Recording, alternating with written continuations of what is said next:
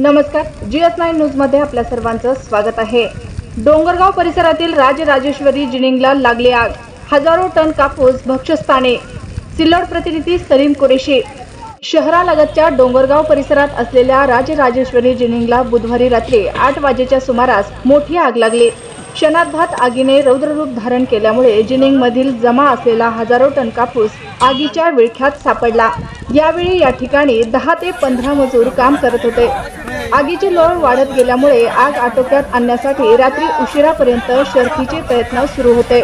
घटनेची माहिती मिळताच ग्रामीण पोलीस मंठा जळगाव येथूनही अग्निशमन दलाचे बंब आग आटोक्यात आणण्यासाठी सिल्लोड भोकरदन येथील अग्निशमन दलाचे वाहनाद्वारे प्रयत्न सुरू होते, तर स्थानिक 15 ते 20 टँकरमधून पाणी आणणे सुरू होते, तर मंठा व जळगाव येथून देखील अग्निशमन दलाचे वाहन बोलवण्यात आले होते। रात्री उशिरापर्यंत आग आटोक्यात आणण्यासाठी प्रयत्न सुरू होते। घटनेत जिनिंगचे लाखो रुपयांचे नुकसान झाले असल्याचा अंदाज आहे।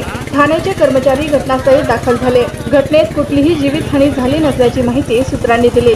या प्रकरणी ग्रामीण पोलीस ठाण्यात घटनास्थळी नोंद उशिरापर्यंत प्रयत्न सुरू होते।